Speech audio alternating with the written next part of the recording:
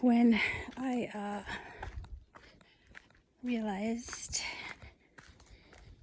that a lot of the things that I was experiencing and having done to me are actually defined as abusive. I was 36 years old. I had no idea. Or was I 38? I can't remember. 2015.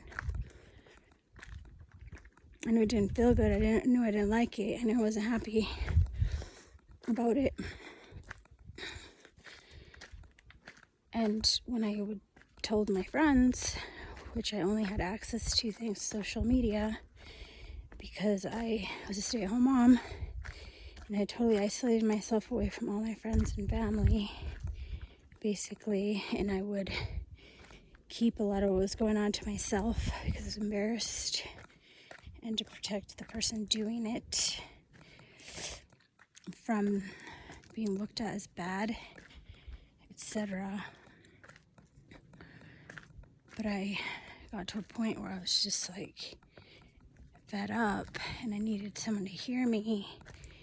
And people in my family would just tell me how to tolerate it and how it's okay, and that person, they're just tired,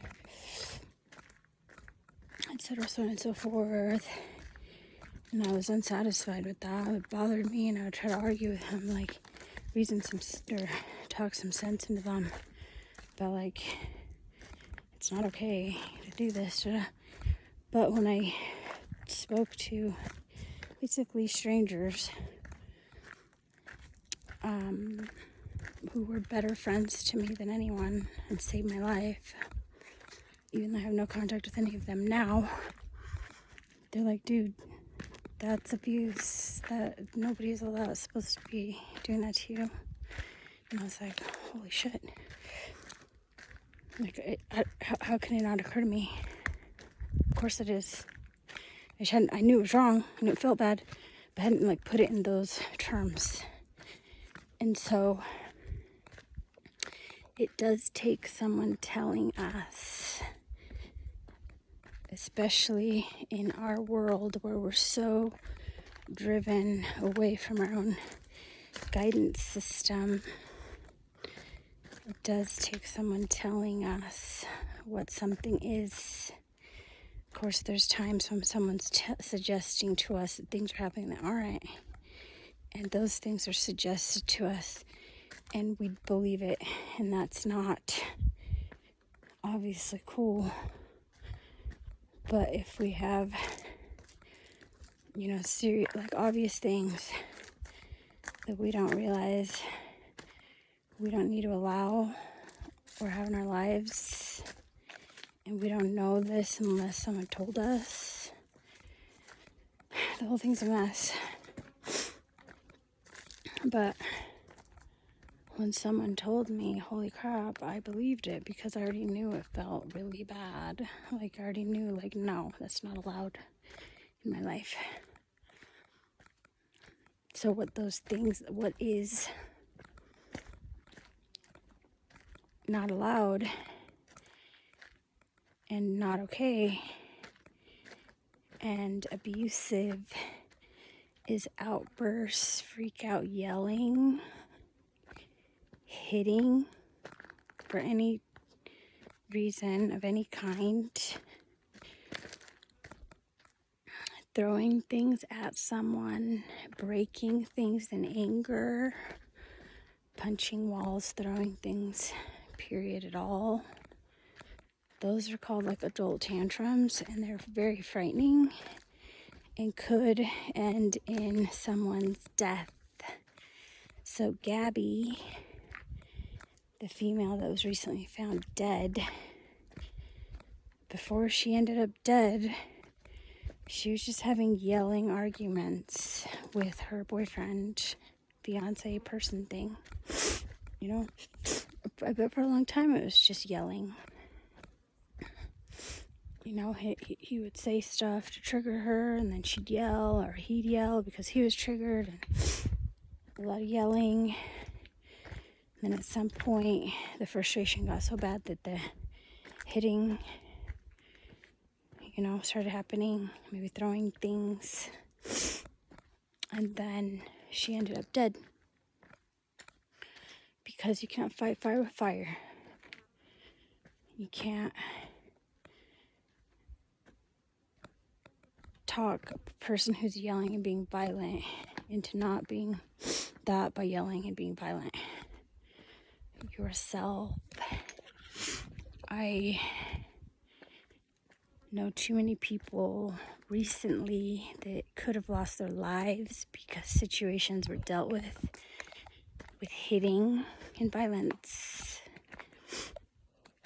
And all of that starts with yelling outbursts because you're triggered, because you want to right a wrong, perhaps.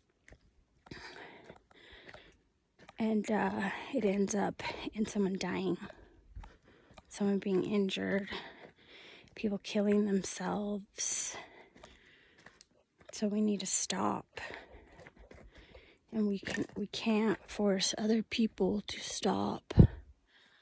We have to start with us stopping and refusing. So my darling boyfriend sent me a video today of like road rage. And then it was just people yelling. Some person probably, oh, you're a crappy driver, you're, whatever, blah, blah, complaint about driving. And then that person's like, oh, hell no, blah, blah, yelling back in defense of themselves, probably not even necessarily justified, right? Because maybe they did screw up. Like, does it kill you, people, to admit when you screwed up? Apparently. So the dude's like yelling, and then he runs out of the car. And then guns were involved. And then that dude is dead, probably. Severely injured. Was it worth it? Like, can you just let somebody yell at you and you can just drive away and not engage back with violence? Because that's where our power lies. We could also just apologize. Like, oof, I am so sorry that I screwed up at being a good driver. Even if we didn't, like, I'd rather do that than be dead.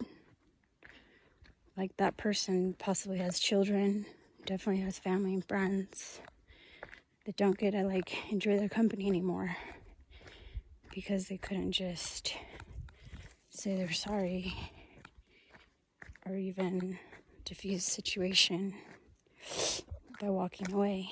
Hello, cuties. Really cute puppies.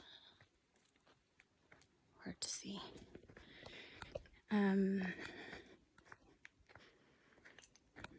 Not worth getting triggered and getting defensive, and not worth fighting fire with fire. Doesn't matter if that's all you were taught your entire life. I'm right here right now teaching you something different. Walk the fuck away instead of dying. Walk away instead of getting injured. If you're the violent one, instead of losing your mind on someone you love, walk away. Go put yourself in timeout. Go take a nap. Stop. And the only way you're ever going to do that is if you make the number one rule that you're not going to use yelling, hitting, throwing things, etc. as a solution. If something needs to absolutely be addressed immediately and a person's being violent, don't be violent back. The more quiet and zen you get, the more quiet and zen they're going to inevitably get. Things only escalate by you escalating, period. It's just the law of freaking physics. I don't even know what the law of physics is, but it is. And call the police. You don't announce you're going to call the police. Just quietly call the police. This person's over losing their mind. And they, you can't reason with them or whatever. Just like, don't even let them know what you're doing. Pretend like you're scrolling Facebook or whatever. Call the police. They're the peacemakers. They'll come in and be like, yo, no yelling and freakouts allowed. This person said, and you can't That's gonna escalate into maybe hitting them, then people getting arrested. Like, is anyone in there? So they come in to diffuse the situation. Use them. We pay for them to be used. And yeah, once in a while that shit backfire too, but most of the time it don't. Most of the time they can be used to keep everyone alive instead of dead. So, sometimes walking away isn't possible because the freaking out person won't let you walk away. Well, the more apologetic you can be, the more admitting that you're wrong, that they're right, etc., you can be in that moment, the more alive and not injured you can be. So it's like you're pretend taking the blame for something when you're really not to blame. Is not you being a wimp. It's you being smart. It's you staying alive. It's you staying not injured. And when there is areas where you're at fault, admit it. Oh, geez, I could have dealt with that better. I'm sorry. Apologize. I didn't mean to upset you. I didn't want you getting upset. That wasn't my intention. There's always ways that we can find our part in it, and that we can apologize just to diffuse the situation in that moment, just so you can get yourself away and into safety. So I've actually done that many, many times. I don't want to get hit. I don't like getting hit, and I don't like getting yelled at. And times when I even tried to talk sense into people that were yelling at me and accusing me of stuff. I wish now, the person I am now, maybe would have tried a little bit, but then I would have just, this is a waste of a conversation. Nobody is listening to me. Why am I trying to be heard when I'm obviously not? So then I would just be quiet. And then if it's a situation where I need to get back, I do need to resolve whatever it is with this person, then I would maybe call the police and say, hey, I got into this altercation with this person, earlier, yesterday, whenever it was. And, I need to bring it up again because it is an issue that needs to be resolved. But I don't want it to escalate. Is there any way you could possibly come to help out to make sure it doesn't escalate? They might do it. They don't have anything else to do. They might.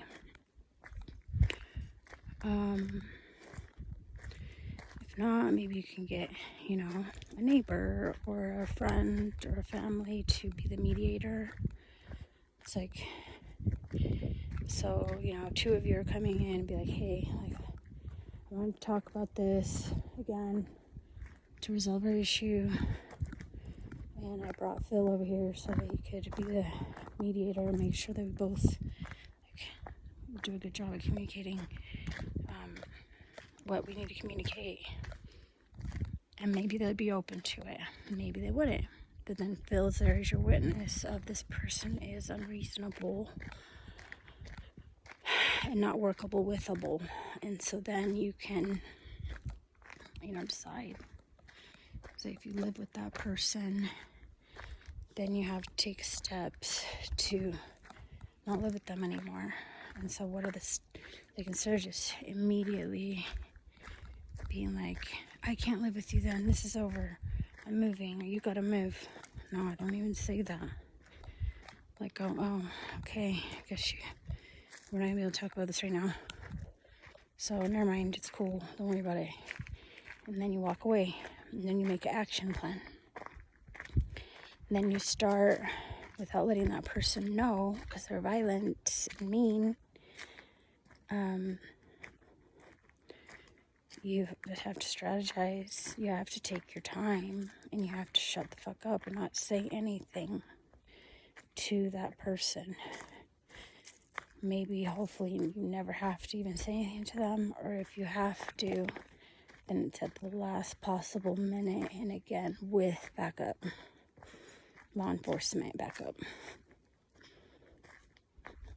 Everyone, and this includes me, needs to slow way the hell down. So lay the hell down. Do like way over diligence. And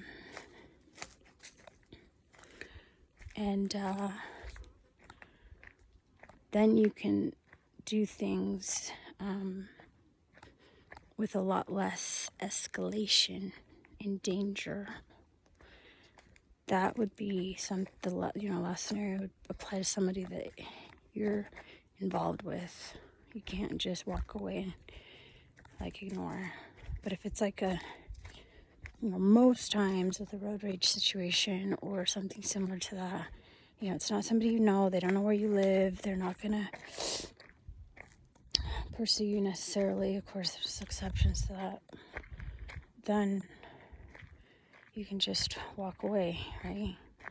Let them have their little freak out moment of blaming you for shit that maybe wasn't even your fault. And let them disappear, and who cares what they think? You're never going to see them again.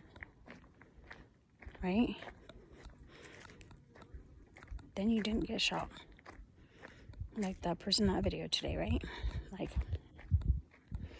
some person yelled some bullshit at them, and then they had to, like, get all emotional and say something back. Fuck out of here. Why would you waste your energy and risk your life? This person actually went out of their car and died over a stranger making up crap. Like, it's stupid. It's a waste. Like, just your mother alone, pregnant with your ass 9 months, squirt you out, get you cut out, whatever scenario, raise you, like all that work for nothing, just because you couldn't, like, ignore stupid people. You lost your life. No, we're better than that. So you feel yourself getting triggered because someone's yelling at something at you. Cool. Keep it inside yourself for now. Walk away for now, and then talk yourself out of it, because people are like, well, you don't want to bottle it up. Well, don't bottle it up, dipshit. Talk yourself out of it. You can actually talk yourself out of it. Like, instead of going on and on about how that person was wrong for yelling at you, that stranger that you're never seeing, and how you walked away and you're just such a wimp, a pussy, because you didn't defend yourself and protect yourself. You could say, damn, that person has, mental problems, and obviously they were having a bad day, and I'm glad that I diffused the situation by walking away. I'm glad I was the wise one to turn the other cheek. And I'm glad that because I did that, nobody got hurt. And really, that's an irrelevant, left in the past situation that I don't even think about anymore. And I just hope that person has a way better day, that they're able to figure out their situation so they don't get so upset, because that's really hurting them. That's another argument you come up with, instead of being all defeated and victim-y and being disempowered by, like, oh, I just wimped out and I let this person. No, I powered up and I chose peace and love and walking away. And that was hard because I was triggered and I wanted to react and defend myself, but I was the bigger, better person, and I shut the fuck up. And I diffused a situation where someone could have died or someone could have got injured. Like, that's the badass I am. That's what I did. So there are things that we're putting up with that we have the right to not put up with. We don't have to surround ourselves with any person that would yell at us, that would hit us, that would throw things at us, break our things, break things on us, losing their control and frightening us with their outbursts of lost control. We don't actually have to have that around us. And I don't know what percentage of people are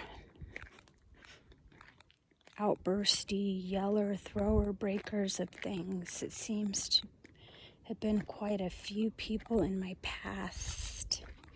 In my present, I don't have that many people in it because they keep disqualifying themselves and then I piece them out. It's not allowed. You know, maybe they're backstabbing, lying cheaters. You know, that's pieced out too. Like, I have pretty high standards. Be a high value person. Don't lie. Don't scam. You know, you don't do that. And so I don't have like a ton of people, but I don't have energy for a ton of people anyways. And so that's okay, and that has to be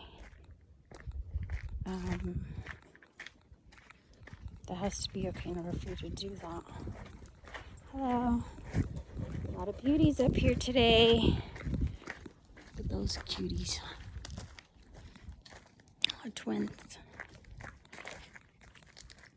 You have to be okay with that. Like, if volume of people is more important to you than peace and tranquility, then I guess whatever I just said is irrelevant to you. But if peace and tranquility and kindness and love is more important to you than volume of people, you don't need people. Like, literally all you need is yourself. Learn to enjoy your own company. Learn to enjoy peace and tranquility more than anyone's company. There's no reason why we should be lonely. Like, me, myself, and I, we have a great time. I'm alone right now. This is great.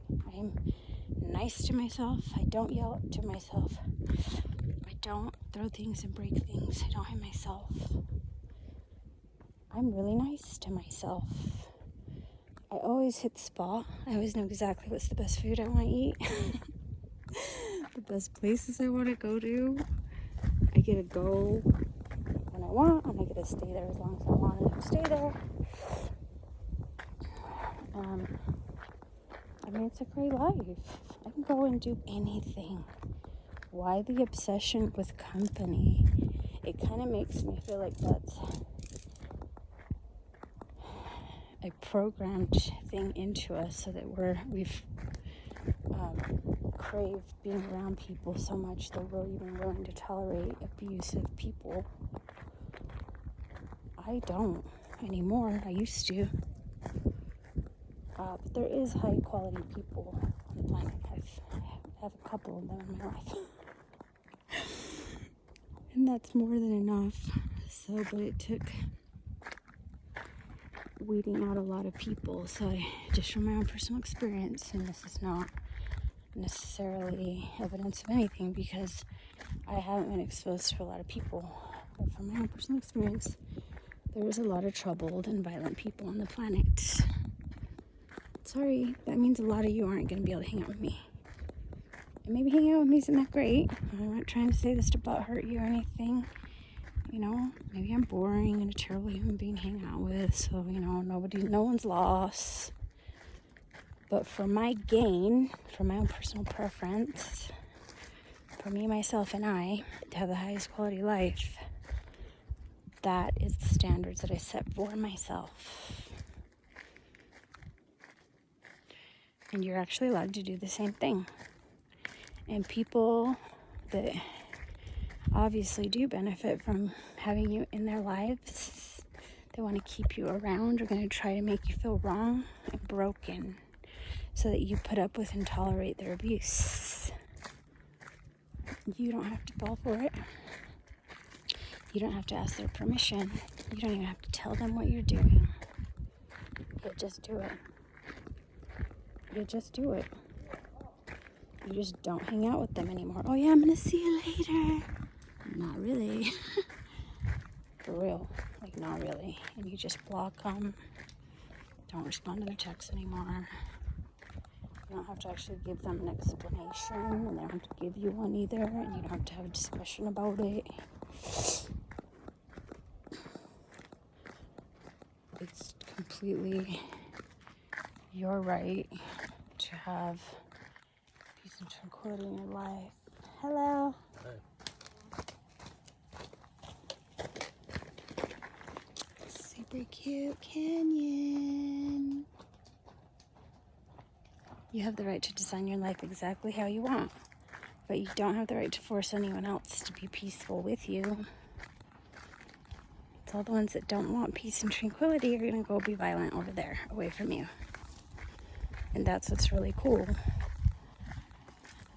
is that you do get to have that choice. You do have that right. And just from my own personal experience, I would recommend it highly. It's definitely worth it. People that have already shown you who they are, believe them. Stay away from them. Don't wonder why they're violent. You're not. That's why. They know you're going to call the police on them, and you know you are too. So they're not stupid. They're not going to come around you. They don't want to get the police called on them. They want to be violent and not be told on. So, you know, that's cool. That's the reality ours. I am going to call the police. Don't fucking forget. Stay away from me if you're violent. Because I don't put up with being yelling. I've called the police on people for just yelling and disrespecting my wishes in my home and with my body. Like, we literally have that much power, and we have that much right. And if you're letting someone bully you out of your right for peace and tranquility that your entire being is begging for, then knock it off. Like, it literally stops that quick. And it is frightening at first, and it does take adjusting too. But it's better to be alone than in terrible, bad, and dangerous company. Please and thank you.